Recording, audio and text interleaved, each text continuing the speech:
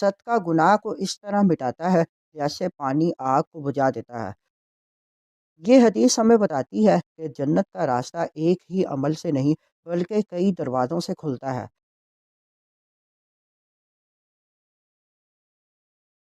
بسم اللہ الرحمن الرحیم۔ آج کی حدیث مبارک بھلائی کے دروازے، سورۃ السجدہ، سورت نمبر 32، آیت نمبر 16، مسند احمد، حدیث نمبر 22,133۔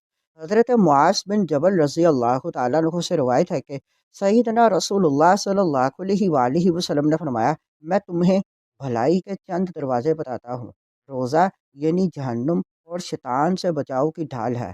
صدقہ گناہ کو اس طرح مٹاتا ہے جیسے پانی آگ کو بجھا دیتا ہے، اور بندے کا رات کو قیام کرنا بھی بھلائی کا دروازہ ہے۔ اس کے بعد آپ صلی اللہ علیہ وآلہ وسلم نے یہ آیت کریمہ تلاوت فرمائی۔ مفہوم: کامل ایمان والوں کے پہلو ان کے بستروں سے جدا رہتے ہیں، یعنی رات کے وقت عبادت کرتے ہیں، وہ خوف اور امید کی ملی جلی کیفیت میں اپنے رب کو پکارتے ہیں اور ہماری دی ہوئی نعمتوں میں سے یعنی ہماری راہ میں خرچ کرتے ہیں۔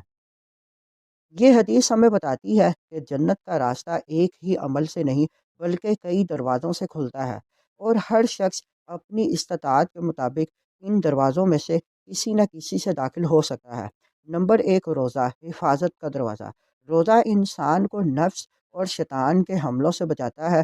جب انسان حلال چیزوں سے بھی اللہ کے حکم پر رک جاتا ہے تو حرام سے بچنا آسان ہو جاتا ہے۔ یہی تقویٰ کی بنیاد ہے۔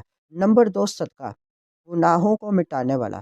صدقہ دل کی سختی کو نرم کرتا ہے، یہ محتاج کے چہرے پر مسکراہٹ لاتا ہے اور دینے والے کے گناہوں کو مٹا دیتا ہے۔ جس طرح پانی آگ کو بجھا دیتا ہے، اسی طرح صدقہ خطاؤں کو ختم کر دیتا ہے۔ یہ عمل انسان کو بخل سے پاک کرتا ہے اور اللہ کی رحمت کے قریب لے جاتا ہے۔ نمبر 3، قیام اللیل، قرب الہی کا ذریعہ۔ رات کی تنہائی میں جب سب سو رہے ہوں اور بندہ اپنے رب کے حضور کھڑا ہو تو یہ اخلاص کی اعلیٰ علامت ہے۔ یہی وہ لوگ ہیں جن کے بارے میں سورۃ سجدہ میں فرمایا گیا کہ وہ خوف اور امید کے ساتھ اپنے رب کو پکارتے ہیں۔ یہ عبادت دل کو زندہ کرتی ہے اور ایمان کو مضبوط بناتی ہے۔ یہ تینوں اعمال دراصل ایک مکمل تربیت ہے۔ روزہ نفس کی اصلاح کرتا ہے، صدقہ معاشرے کی اصلاح کرتا ہے، اور قیام اللیل دل کی اصلاح کرتا ہے۔ اگر ہم ان دروازوں کو کھول لیں تو ہماری دنیا بھی سنور سکتی ہے اور آخرت بھی۔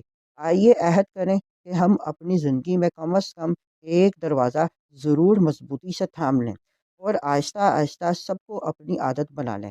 اللہ تعالیٰ ہمیں روزے کی حفاظت، صدقے کی توفیق اور قیام اللیل کی لذت نصیب فرمائے، اور ہمیں بھلائی کے تمام دروازوں سے جنت میں داخل فرمائے۔ آمین۔